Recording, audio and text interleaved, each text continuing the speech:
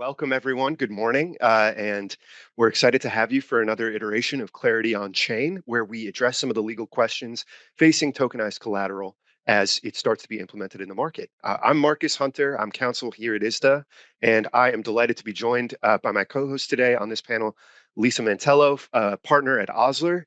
And the two of us will be in conversation with Henry Stiles, the chief counsel for digital assets at Franklin Templeton, and Ed Ivey, who's a partner at Haynes and Boone, both of whom will give us a lot of information, both about specific implementation of tokenized money market funds and addressing some of the legal questions that have emerged as they've come into this space. Very happy to be joined by these three. They're excellent and definitely know their stuff in this area. But Henry, let's start off the two of us. We've spoken plenty about Franklin Templeton's work in the tokenized money market fund space, but why don't you briefly introduce us to the fund itself, its legal framework, and any of the other basics that are important to know if you're trying to understand a tokenized money market fund? Sure, happy to. And thanks again to ISDA for hosting us. Always a pleasure to speak to this group. Um, so, for the group, and I know we're essentially, we're talking to derivatives professionals who are familiar with this business. But hopefully, I can provide a perspective from the asset manager perspective. As we've discussed in the past, our goal is to create assets that are used in these economies, and so it's mutually beneficial that we design these products for this exact group, and I'll kind of touch a little bit on why.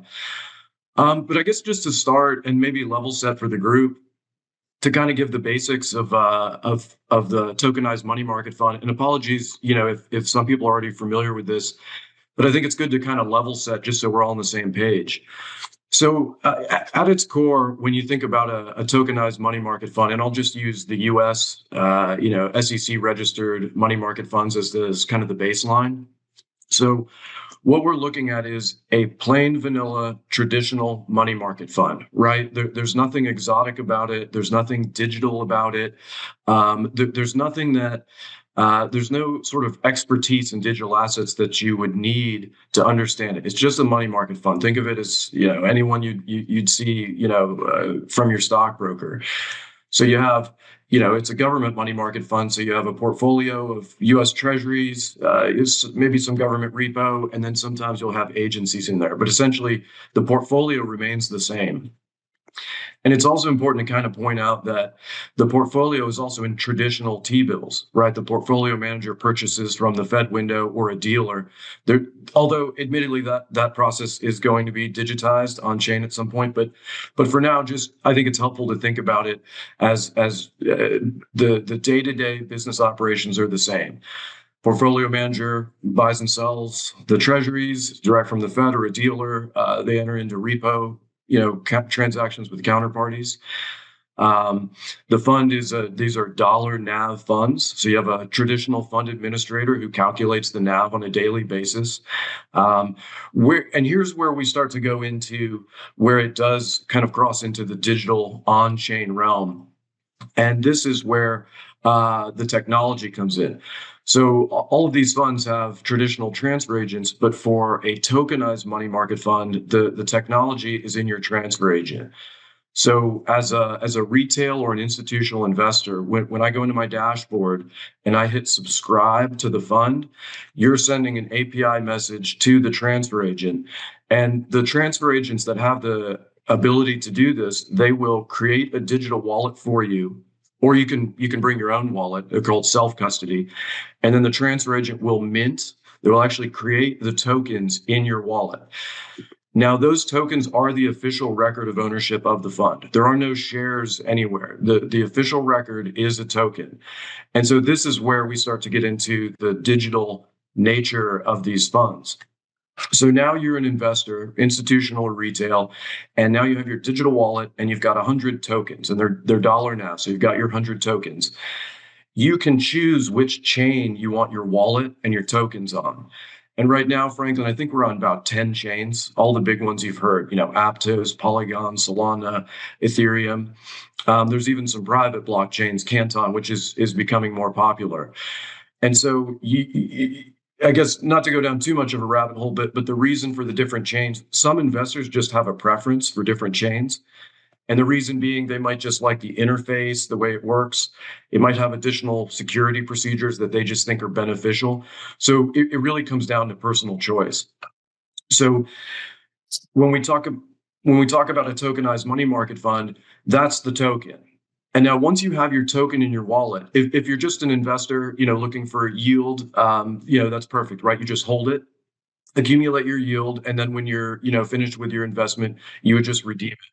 But for this group in the derivatives market, where the real value of tokenized assets comes in is on the trading and markets, especially derivatives transactions, repos, securities lending.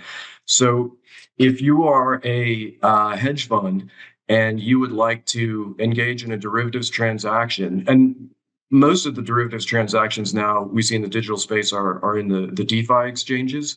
But the goal, right, of this group here is to get that more on the traditional exchanges.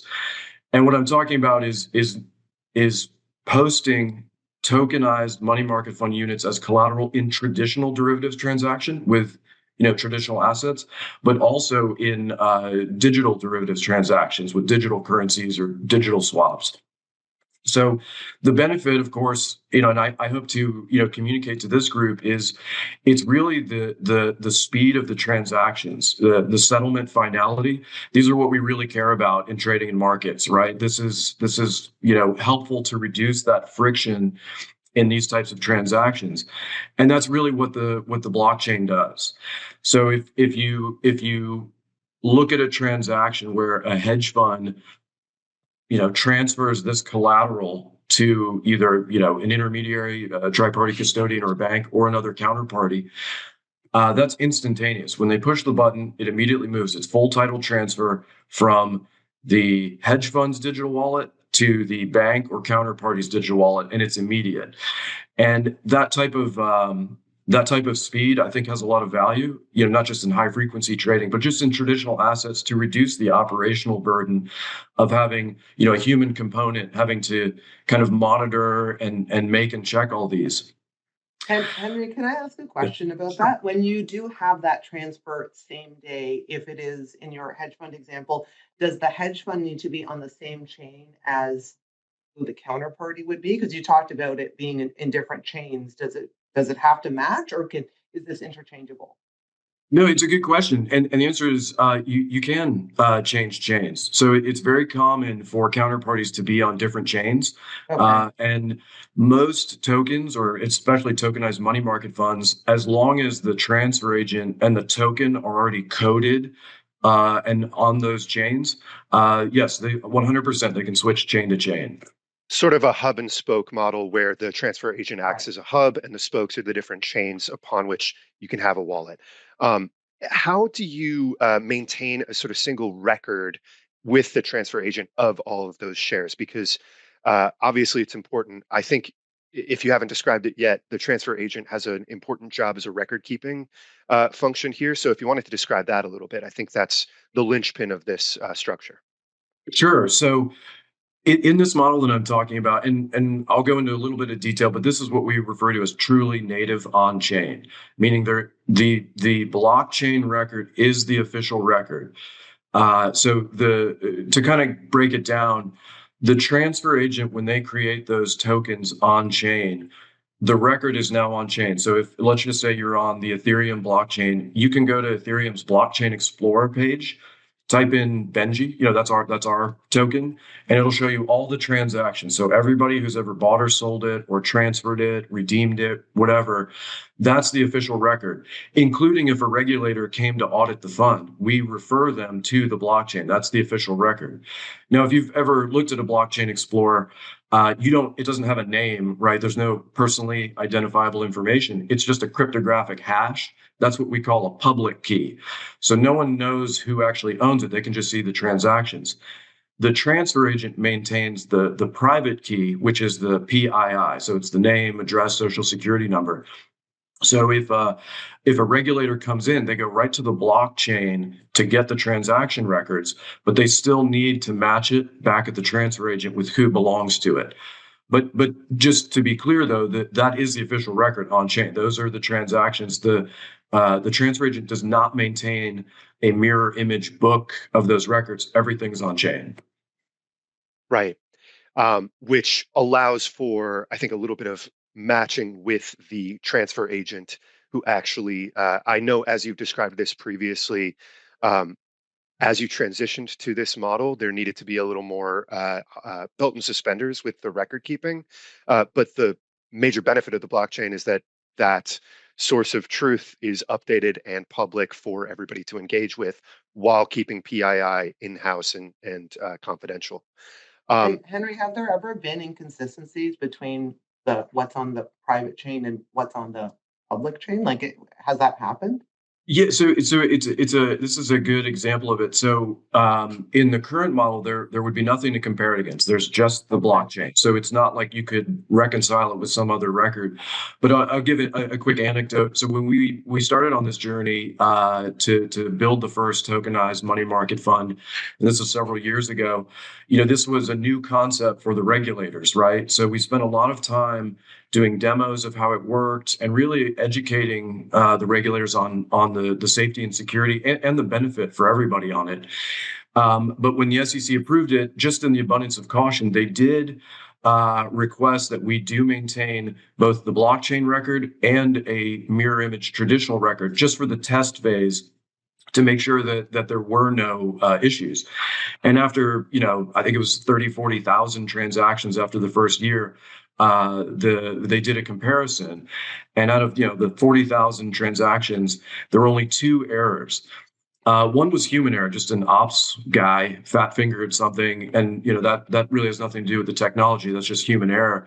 And the second is that when calculating the yield, the interest on the tokens, the decimal places were too far out on the chain. I mean, it was too accurate, and so the traditional ledger doesn't contemplate that many decimals, and so obviously these were not considered, errors in judgment or anything. And so the SEC, with that in mind, approved the use of blockchain only, and we were able to remove recording on the traditional ledger.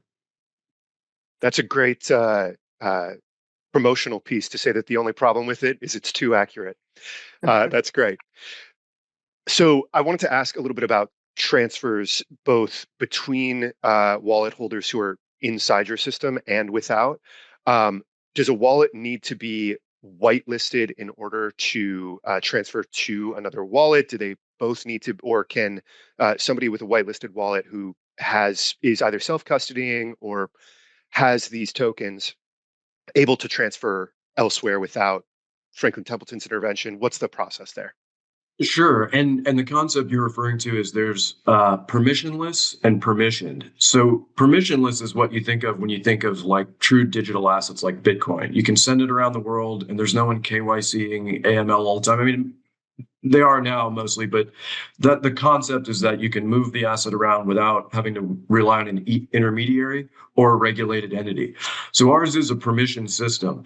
So when our transfer agent creates the tokens, and when we say token, a token is not like a piece of metal floating around the internet. It's just a software program, and it contains the rules of what that token can do and what value it holds. And so in our system, the tokens are programmed that only our transfer agent can control them, meaning they can only be transferred to other whitelisted investors. And whitelisted just means that that investor has already been, or that wallet has already been KYC AML by our transfer agent. So they're a known entity. So they can only peer-to-peer transfer between known entities. In addition, even between known entities, known wallets, known investors, if there was an error in a peer-to-peer transfer or a fraud happened, our transfer agent has the ability, the software technology to claw back those tokens or burn them if there's a need. Great. So it sounds like the structure that you have in place has a lot of control through Franklin Templeton and the transfer agent specifically to actually administer this while still allowing for a lot of freedom underneath the scope that you've outlined. Um, Zooming out a little bit, I think it would be good to talk about what you view as the next step for tokenized money market funds, for tokenization generally, along with any of the risks associated with this that you've worked through as part of implementing this? Sure, and I think the big next milestone for digital assets in the financial sector is the derivatives market. I think digital assets as collateral has the ability to really streamline what is otherwise has a lot of moving parts in it, and I think that benefits everybody. It benefits the asset managers, the hedge funds, the banks, the counterparties, and so. How we achieve that is really through widespread adoption. And this is kind of a multifaceted approach, right? It's first is getting the industry to understand the technology and adopt it, while at the same time getting the regulators comfortable with it, which I think they are. I think the knowledge gap is shrinking. I think the industry, regulators, counterparties, everyone is getting more aware of how these things work and just more comfortable with them, right? With the safety and security of them. Because I always give this example because this is how I felt, maybe even 10 years ago with Bitcoin. For me, the idea of my money floating around on the internet does not sound safe. I didn't, it just did not sound like something I'd be interested in putting my kids' college fund in. But now, when you look at the security backing up these chains, you'll realize it's more secure. And I'll give a real quick example because I know data centers is really it's front of mind. So when you think of like when you're on your computer and you go to an internet, you go to ESPN.com, you're not going to their headquarters in New York. You're being directed to a data center somewhere, and it's hundreds of servers in a room somewhere. That's where the chain lives as well. All these blockchains are in these servers, but instead of one server bank in Idaho, it's thousands of them around the world, including some buried under mountains so that if there's a electromagnetic pulse, they wouldn't get wiped out. So the record of all these transactions is permanently preserved around the world versus a traditional ledger, which is a transfer agent or a bank. So I think that level of safety and security is how people get comfortable with transferring, sizable assets, including institutional investors using these systems. Yeah. Henry, I get a lot of questions from clients on who the custodians of the digital wallets are. Can you speak a little bit about just who they are in the market, and are there any securities around that? Do we anticipate that they'll be regulated the way that traditional custodians would be? Sure. Yeah. I mean, so there's really three categories to this, and I'll start with like the digital native. So there are pure software platforms called wallet providers, where they are not regulated. They're not banks. They're not broker dealers. They're a true they'll refer to themselves as software companies, where they will create a software platform for you, which is like a dashboard, and they'll create a digital wallet for you. So they can create the wallet, and it's unregulated. But certain assets, if you want to put them in there, still need to be custodied by a qualified custodian or a broker dealer. So what we've seen a lot of these wallet providers do is they'll partner or in some cases have affiliates that do have the OCC bank license or a broker dealer license. And that's how they manage that process. So your wallet really just becomes a dashboard where you see your assets, but they're still technically held by a different entity. So that's on like the true digital native scheme for it. On the transfer agent side, this applies. This is the good control location, right, for broker dealers. That is always been kind of allowed for transfer agents for traditional assets, meaning a transfer agent is deemed a good control location. Up until very recently, the SEC was slightly ambiguous on whether a transfer agent could maintain that exemption for, be deemed good control location without for digital assets. Now, although the SEC hasn't formally weighed in on it, they did issue FAQs, which seem to indicate that it would be considered a good control location. So when I mention good control location, I mean that essentially means the transfer agent is your custodian of record. Even though the blockchain is the custodian of record, that's the source of truth. They'll allow the transfer agent to hold your PII, and that's technically your private key. So that would be what we're talking about as custody. Got it. Thank you, Henry.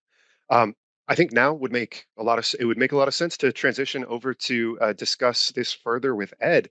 Lisa, if you want to kick it off, please do.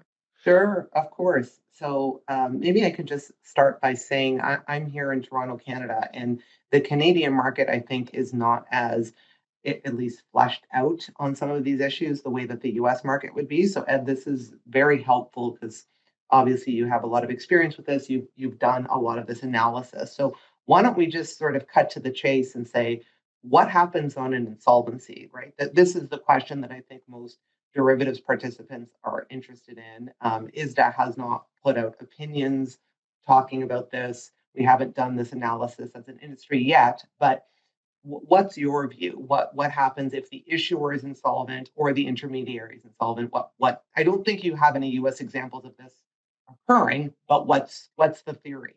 So the big picture is like, and this would generally apply for a lot of things aren't changing. Right. Like all the digitization of assets actually fits very in a very nice way into existing laws in the U.S. And I come up in the U.S. because like I think is becoming more apparent to a lot of U.S. practitioners. And if you're not in the U.S., then it's sort of confusing, which is outside the U.S., most of the idea of what's happening in these digital tokens, you look at a security, and the idea is like, where is the security located, and who has title to the security? And that's really everywhere but the U.S. The U.S. has its unique system under the UCC, where I describe to a lot of people, it's sort of like you just have an IOU against the intermediary. Now, it is a very fancy IOU, but that's kind of what you have. You have a security entitlement, which gives you sort of two claims. One is you have a property claim to the intermediary, and that's not to like a specific like number of security. It's just more like they have a fungible mass securities. You have a certain amount in that fungible mass. And then you also have a claim against the securities intermediary just because they have obligations in their conduct and what they're supposed to do. So in the insolvency of all this, like, you would still go down that exact same route of identifying who's the intermediary. And that's going to be really, who's the one that issued you the token, is going to be that. There is the whole kinds of Article 12 out there that is, being adopted by states. But in a lot of ways, you can think that as more being like, that's when someone wrote go back to like sort of the old school stock. If they actually wrote a stock certificate and gave you the stock certificate, you have control over that. You have a claim. In a lot of these cases, people are building these processes out in a way that makes sense, which is using Article 8. And so like we go back to like the Benji, for example, the article there, and have that permission system. If you are a large financial institution and your customers want that, the thought process probably isn't one of like, well, how do I get my customers to have a wallet on that blockchain? Instead, it's going to be the broker dealer having a wallet on the blockchain. And as their customers want access to Benji, they will issue, or through their books and records or their own blockchain, frankly, a token to them that says like you have a right in the tokenized asset. And then from there, in the background, they do what they're supposed to on Article 8, which is they have to go and obtain that asset or rights to that asset. So they would be on the Benji blockchain and getting it. In insolvency, all this stuff honestly goes like the same way it's always done, which is if I had security entitlement, then I have a claim in that property right against the securities intermediary, and it would function the exact same way. And so it's traditional not fund. Yeah, It wouldn't be any different. It doesn't change. It just really doesn't change anything. Again, you could if you wanted to, but you mentioned like the opinions. That's how I just go with.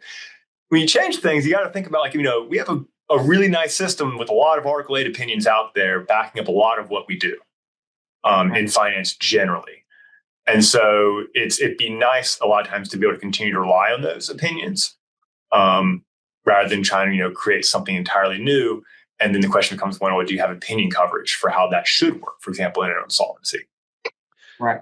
Ed, can I ask a question here that hopefully will just prove your IOU point further? You mentioned, for instance, a broker-dealer having their own blockchain and being able to issue a token on that blockchain, illustrating that you have a claim. If the asset you have a claim over is also a token on another chain, this becomes a chain of IOUs, essentially, which I would imagine you're about to say will boil down to one IOU, but I'd love to hear if you have any thoughts on Is that a concern? Is there a process by which having a token of a token of a token could cause any issues? So this is going to so that sort of token of a token of a token. That's the existing world we live in, right? It's seeding company has a stock certificate, which they then issued to an entitlement to DTCC, who then issues it to the brokers, who then issue, and it goes down a chain. Everyone's claim, though, like if I own a share of Apple stock, I can't go to Apple and make claims to Apple as a shareholder. What I have, if that were to break, it's against the broker dealer who's giving me that entitlement. Right. And so it's I think of the token in that back end piece, that is where things can be interesting. I mean, for example, if someone were to issue a digitized asset that was done under Article 12, where they're going to give a controllable record to them, then I can see why the broker dealer would prefer to have that asset. By having that asset, they can then issue the other token, which is the security entitlement, because they hold the asset, which gives them the right to effectively pass through all the elements of ownership to their customer. And that's the main thing. Whoever that broker dealer, the intermediary, they will always be left with, like, what do I want to do in the back end to obtain all the necessary rights that I can pass through that ownership to my customers. Ed, can you take one step back, maybe for those in the audience who are not familiar with Article 12 and the controllable electronic record? Because this is a newer concept, right? Can you maybe just explain that and how that definition works? So usually the first logic, once you hear about Bitcoin or anything, that has to be in Article 12. And that's not actually always the case. That is very much one of, like, you are dealing with an asset on a blockchain, and control of that asset can be done by having the blockchain issue, say, into your wallet, and you have the sole control over that single asset. Now, what is different, you can elect into Article 8, because again, you have a wallet, but nothing stops people from agreeing the wallet is a securities account for Article 8 purposes, right, being governed by Article 8. And then if you're like, well, Edward, how do I agree then to what is my Bitcoin, or what is the tokenized money market fund? Again, you can always elect under Article 8 that with your intermediary, that those assets that are credited to your wallet are treated as a financial asset. You can agree to that, and that wraps, again, all nice into Article 8. And so in the current market, that's where most opinion coverage comes from. That people agree that the digitized asset, whatever it is being treated as a financial asset. The parties have agreed on that, and Article 8 allows that. Again, even though I'm using the term financial asset, the customer still has a security entitlement, which is the same way it would with a security, right? Exactly. It's the nice IOU. We're duplicating that, right? Exactly. Can you, just talking about the wallets and sort of the different iterations of this, can you talk a little bit about the differences between having an omnibus wallet or having a segregated wallet? Is this the same concept as having an omnibus account and a segregated account, or is there some differences? If you ever have an intermediary who's discussing that, it's one of the things you'd always just dig down deeper and to see what does that mean, right? Because you can have, everyone here from derivatives, you're fully aware of, like, that sort of anonymous account, but legally segregated accounts, right? Nothing stops someone from doing that, from having a record which has a single account, holds all of their assets, and then they keep a separate books and record of, again, in a very old school sense, a books and record of how they divided up that one anonymous account. I expect as you go into the space of where the intermediaries are more in using the blockchain, you'll have fewer omnibus accounts on that customer-facing leg. But again, keep in mind, on the back end, they have to obtain these assets to pass through those rights. That might be an omnibus account, right? They might have all their Benji tokens in one account, but that's because if they have 100, that's because they know they're passing through 100 to their customers. Right. And in an just taking us back to insolvency, in an insolvency situation, are there differences in how this would play out vis-a-vis the intermediary's insolvency if it is held in these different ways?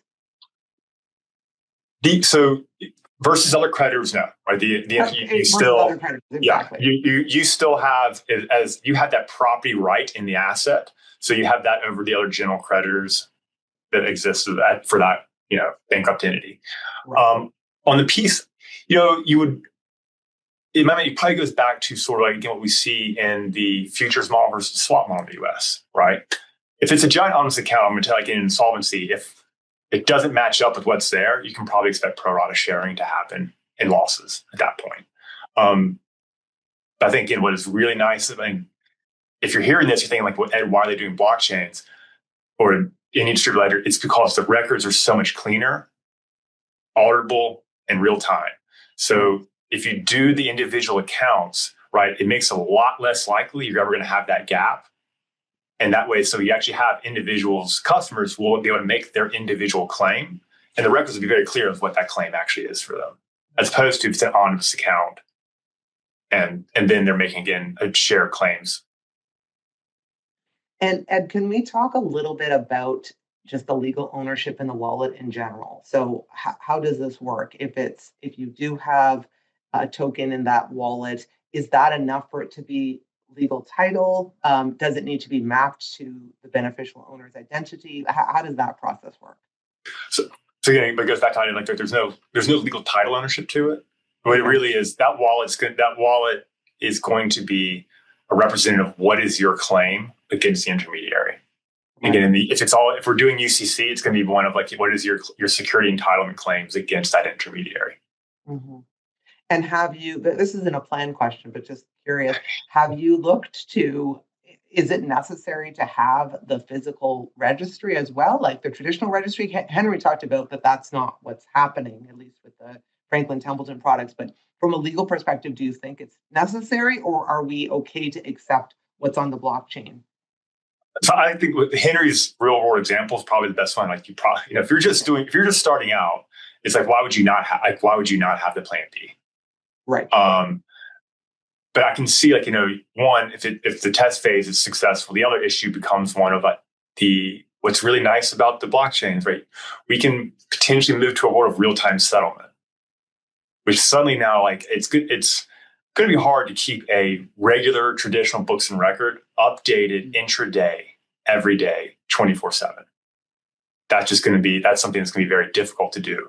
But if it's on a blockchain, that's something that can be done much more easily.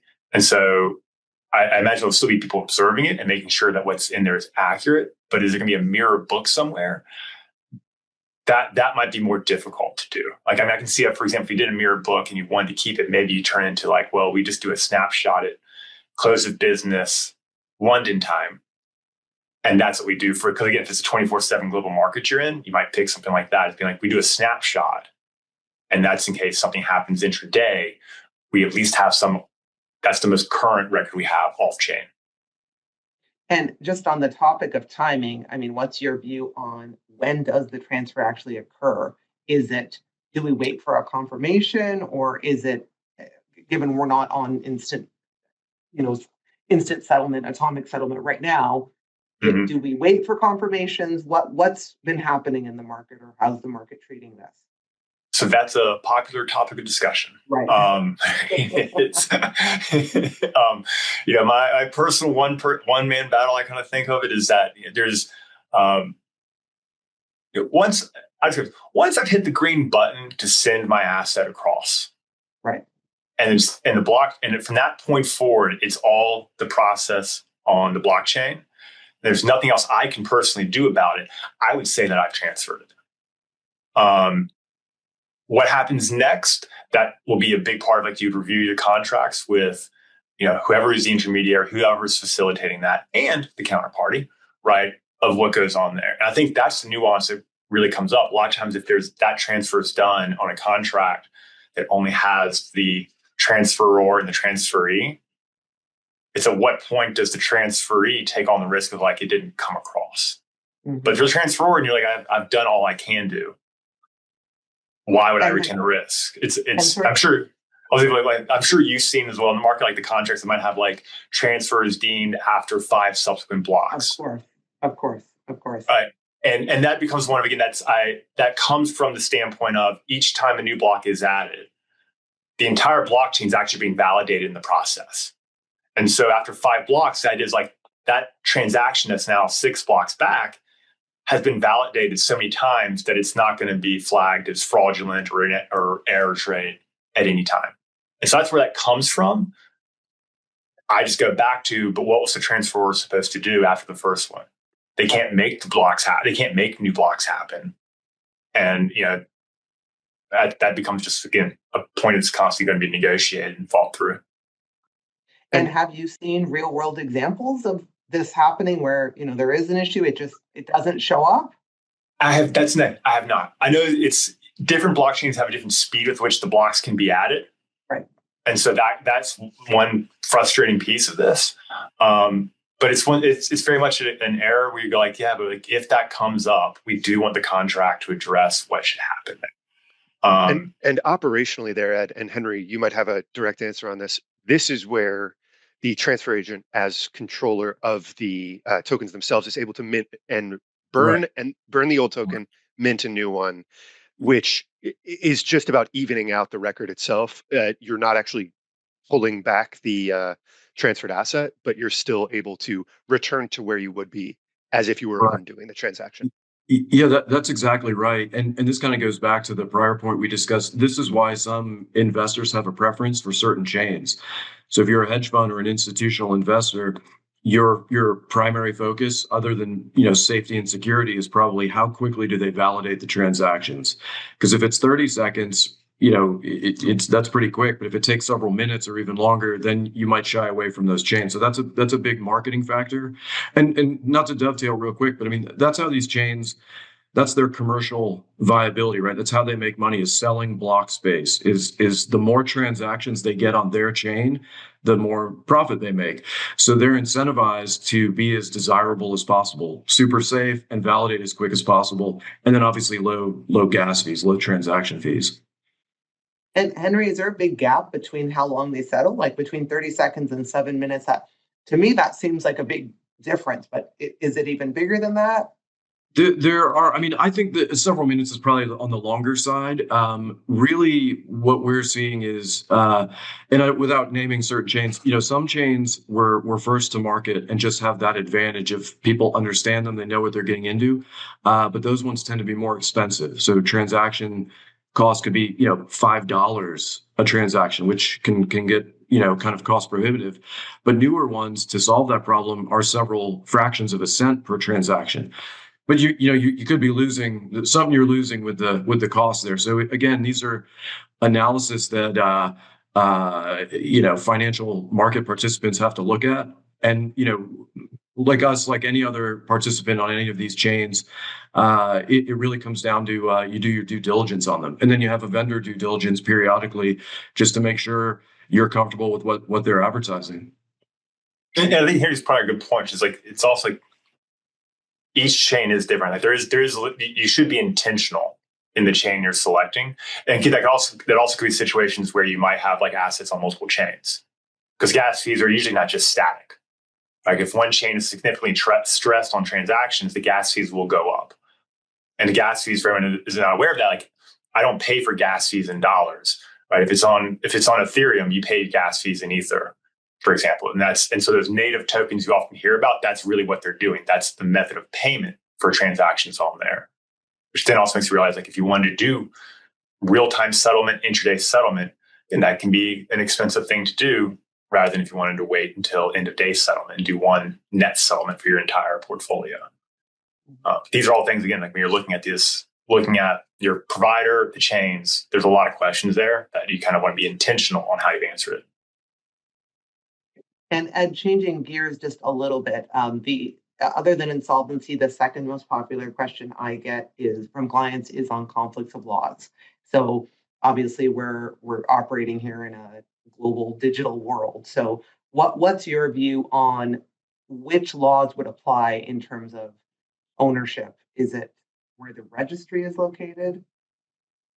So you'll always have the issue of like, where is that thing located? Right.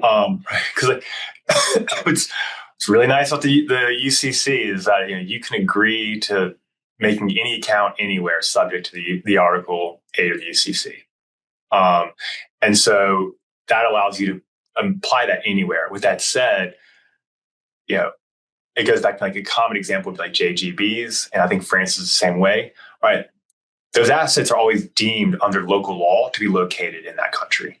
I personally would never want to go to a court in Japan and explain why my Article 8 UCC applies and how I have security interest over a security in tile. I wouldn't want to do that because all they're going to hear is like, no, if you didn't have security interest over the JGB under Japanese law, we don't think you have anything.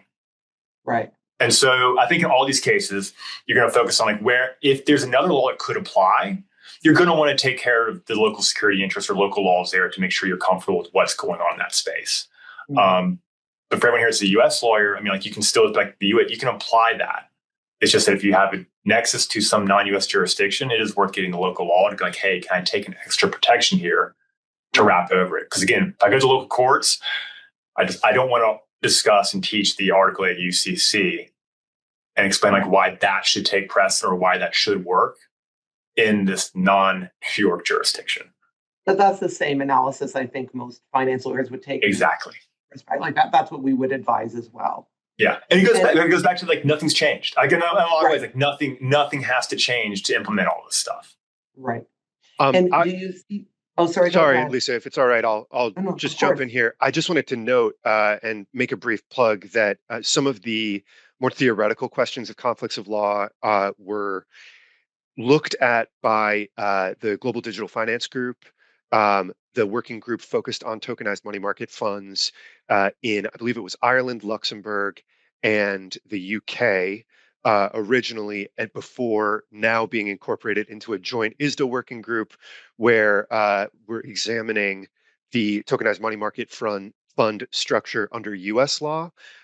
And as it happens, there's going to be a working group meeting at 11 right after this wraps up. So if you're available and want to join that call, I told Amy Caruso I would for sure plug that here. So that is noted. But if you have any more thoughts on those questions, we'll be discussing them there. Please, Lisa, go ahead. No, that's great. Great. Perfect timing. Perfect. Truly worked out for me. And just going back to the conflicts of laws, have you seen in any of the tokenized fund documents, like, are there provisions that say this is the law applies in the event of dispute? Is that something that you're seeing in the market? Yeah, because again, the least of our documents, it'll still cover things because it's not just your choice of law. I mean, you can modify certain things like your rights and obligations. So in all these cases, you're going to have to go back and look at the documents that are governing it. I mean, even in the case of Benji, right? Benji is, in a lot of ways, it's operating the same way we've always operated. You still want to take care of like, what does the contract say? What does the contracts governing my account say? Accounts governing my relationship with the intermediary say? All of that's really going to be what controls. Right. I would just add real quick on that. I mean, exactly that. Our fund documents are U.S. based, U.S. governing law, particular state. And, you also use a U.S. based transfer agent for U.S. U.S. issued securities. So from our perspective, we would expect that U.S. would be the choice of law. I mean, you never know if it's somebody in LATAM, in Argentina purchasing the securities, if they'd have some sort of claim, but we would default that U.S. law controls. But again, I agree with Ed that it hasn't been tested yet on digital assets, at least not that I'm aware. Mm-hmm. And Ed, does your position that nothing has changed, does that apply to which insolvency laws apply as well? Like it's the issuer's jurisdiction, or what's your view on that? Yeah. From the U.S., my thing is like if you're doing this in the U.S., so you're going to be doing it under the UCC, and again, like Article 8, your claim is just going to be against that securities intermediary. Right. That's your claim is against. That's going to be the same as it was. Now, which to me, what I will plug here is like, as much as we say this, what would be super helpful for the market is as much as these things we can say are obvious. The moment someone says like, well, hey, Ed, write us that legal opinion, it gets a lot of reasoning, which I think makes some people feel uncomfortable. But that's because like at the end of the day, like, it would be great if we had, when you get clarity where it says, from a regulator or some other part of law, which says like that actually is the case. And I think that's something what's also kind of the market is hoping and waiting to see is getting more help from the regulators, which, for lack of a better word, states the obvious. I mean, a great example is in the US, the CFTC recently did that with margin. A lot of things in there were things which I think you could have asked a lawyer in the space and said like, yeah, that should work. But the problem is we can only say should, or it's hard to get to the right would level without having someone just stated the obvious. Right. That yes, we, the legal enforcement angle of this, agree that that's the actual answer. Right.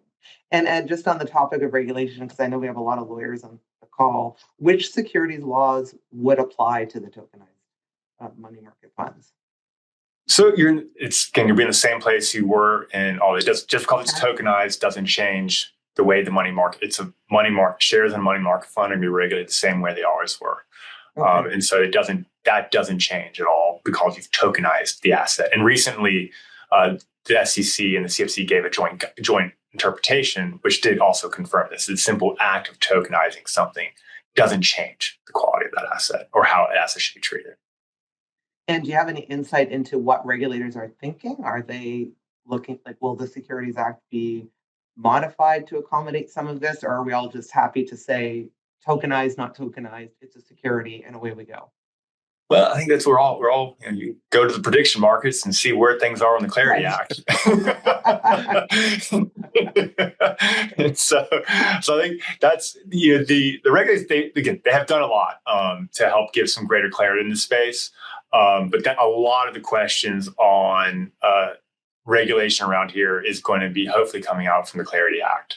But again, there is a lot of existing law there which does help. It's just I think the frustrating piece for a lot of market participants, I mean, really like the intermediaries and even the fintech companies, is that everyone wants to have wood level certainty and what they're doing is the right way and it's the way it should be done. And that can be sometimes hard to get. And so it's something I guess we hold the risk of a should level that we believe has a good argument. A lot of times, again, these aren't nefarious things. It's just like you're trying to do the right thing.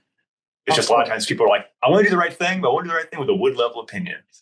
So in your mind, where are the gaps in the law? Like if in an ideal world, what would you change? I mean, again, an ideal world, right? Question. Yeah, I would say an ideal world. What I would change right now is I would love to see, because I think margin is the best space for all this stuff to happen. Right? If you really want, where's the best place for all this to happen? Is for me, it's the example of just a simple statement from bank regulators, SEC, and the CFTC for all their margin rules saying tokenized assets are just as good as the assets that we described. Doesn't change anything. And then I think it would be great if, at the same time they did this, they expanded the realm of what are permitted assets to include money market funds and the more expansive money market funds that we know are using repo facilities, the ones that are like already becoming tokenized. And I think that's where you might see, if you ask me like what I would love the regulators to do, it would be those two things. Acknowledge the use of tokenized assets and then expand it to one that we already know exists. I think, and you can do it with stable coins as well. I just don't think that's a real hurdle to jump. But so like I hope you'll see something that says like, as examples of what you can use in some ways expanding the current list of permitted assets would be tokenized money market funds and stablecoins. And again, another unscripted question. Where is capital adequacy on the tokenized money market funds? This is already an established market in the US. Is it in terms of banks holdings? Is it the same treatment as what a regular money market fund would have? I don't know, Ed, if you know that, or if anyone. I think so. Actually, because part of the call, I think Henry, you mentioned that. I know you all looked into that as well, which is like the idea like there are unique capital treatments to money market funds. To which point I would be like, that's what I call my bank regulator lawyer. Lisa, I would say that and especially for this group here, for the folks that capital treatment is front and center with these types of trades. Yeah.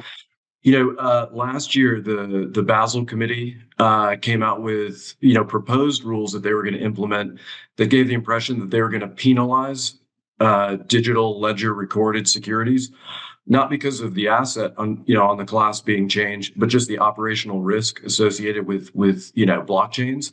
But that seems to have softened. And I think most of the central banks are implementing or going to implement rules that don't penalize you just because the asset is recorded on chain. And so a big part of this, and we see this with counterparties and folks getting into this, at the end of the day, if you're a GSIB or you're calculating capital, you have to make your own assessment, right? And I think a lot of these folks are making assessments where they would apply a 0% haircut for a tokenized money market fund because it's otherwise the safest asset class you're going to get. And so I think at the moment, it's more of just kind of like what I call a grassroots movement where GSIBs making their own decisions. But I think that will ultimately get formalized when the capital rules, as they come out, Right. Thanks, Henry. That was very helpful.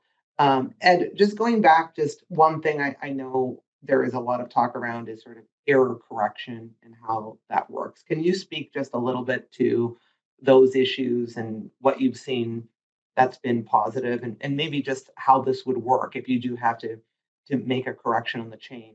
What are the So, consequences? so I think Henry had a great example, which is like, the ability for transfer agent to somewhat control that record, whether it's by burning coins, correcting the blockchain. Otherwise, I think that's something that'll probably be there for a while.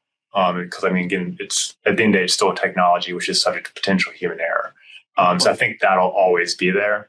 Again, if you're on the call and you're new, that's also kind of the situation where sometimes a fork might happen. It's like someone might see an error, others disagree with the error, right, and that can create a fork. But I think like in a situation where, especially if like a permission blockchain, I don't expect you to ever see a fork. I think you would find the transfer agent correcting the blockchain. And again, if we go to the next step of the using intermediaries. Again, I expect you to have intermediaries who would see like their views like I ultimately have control to correct my blockchain. And so that record, the record on the blockchain is always accurate. And I think that's kind of what would happen. And that would be the nuts and bolts of that. That's something I'd expect to find again in the agreement that you have with the party that's controlling the blockchain. So where is your wallet? That kind of information. And in real life examples, like, have you ever seen this? Or Henry, I guess same question for you. Like, how does this play out in the market? Yeah, and we haven't had that issue come up, but how it works is it's good to keep in mind that the blockchain records everything. So if there was a transaction that came out and it was in error or fraudulent, that transaction is still recorded. You can't erase from the blockchain. That will permanently be out there. But what you would see come up over top of it is a correction.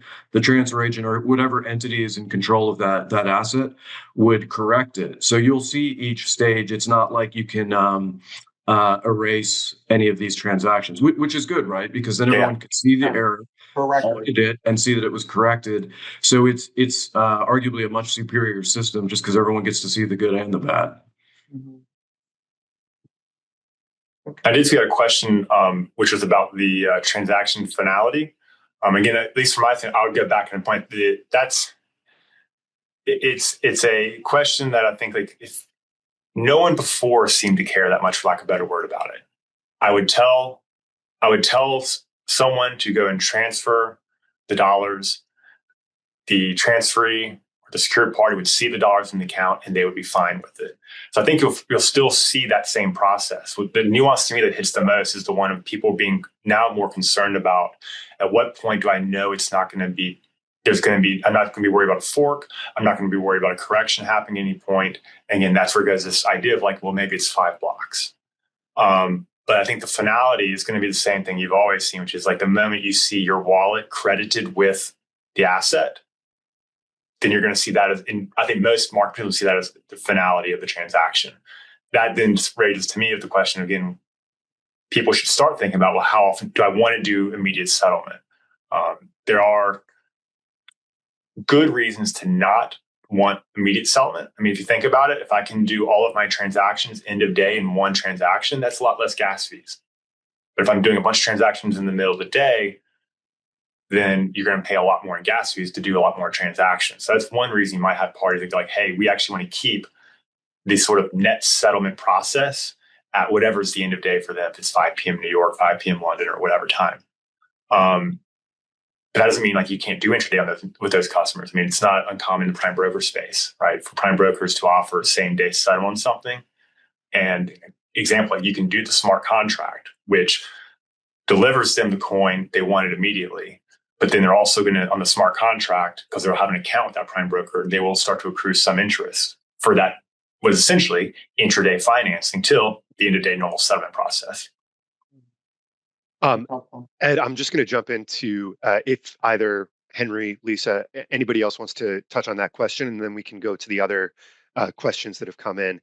That question was, how do you assess legal finality of on-chain collateral transactions, and what contractual or structural mechanisms are used in the transaction documentation to align on-chain finality with legal finality?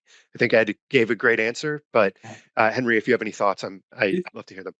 No, I would echo Ed's comments. I think that's the right way to look at it. And if there is any ambiguity between the parties, that's what you would document. You would put in your contract that settlement is determined at whether the assets hit your digital wallet or whether they're, verified on the blockchain versus how many blocks. I think these are all points that you can document and agree to. Great. Agreed. Let's jump to another question because we only have a few minutes left. I think this one is going to address both Ed and Henry's areas of expertise here. What is the biggest practical or commercial challenge you have faced in scaling tokenized products? And that there seems to be a theme of lack of liquidity for those tokens in the market because they're not truly permissionless. So this is a little bit going into the permissionless versus permissioned systems and the differences there. But what are, Henry, I guess for you, what are the biggest commercial or practical challenges? And then Ed, how do those play out in the legal setting? Yeah, I would say, and I think this is shared by our peers in the industry, is really the understanding of the technology to gain the confidence to adopt it. So it started out really slow, and now the adoption is going way up. And a big part of that is just education. So for anyone in this field, especially if you're building these types of products, it's being willing to educate your clients, your counterparties, the regulators. I think that goes a long way, and it gets easier each year because just the industry as a whole is starting to become more familiar with it. So I think that the industry understanding it is really the key to scaling all of this. I agree. Just my 2 cents on this. I get this question a lot from clients, Canadian and international. Are there liquidity risks? And like any other liquidity risk, the solution to this is just that we all have to keep using this, right? We do need momentum here. So I think you're right, Henry, that education will help. And going to my earlier point, I think the one thing that would help liquidity again is I think there's the use cases, creating them through the regulatory assistance. So basically, right, if you can make that margin, that creates a massive use case. Because right now, I think the biggest other use case for most tokenized assets, it's stable coins and general payments. Right. But again, if you can create the use cases for it, that will naturally then just lead into great liquidity. I think this will probably be our final question, and then we can wrap up our discussion. And this is more of a point made, I think, Ed, on a point you were making about finality, that there have always been potential risks for post-transfer challenges to property transfers, fraudulent conveyance, contract capacity, ultra vires. So those are going to be raised here as well. So if those challenges were to arise, what issues, I mean, you've already described some of the finality issues that are unique to this space. The more general finality issues could arise as well. And Gus, a great point, Dan, as it kind of echoes the theme. And even the prior webinar I did, Brandon Hammer always hit home, which was it's a lot's not changing. Yeah. And so you're right, all of these things still apply. All these things will still exist to honestly correct mistakes, or not just correct a mistake, but again, if it's fraudulent, have a fix or a way to fix fraudulent activities. Well, with that, it is 11:01, so we are just past our time. I want to thank Ed and Henry so much for being our panelists here. And Lisa, thank you so much for co-hosting this.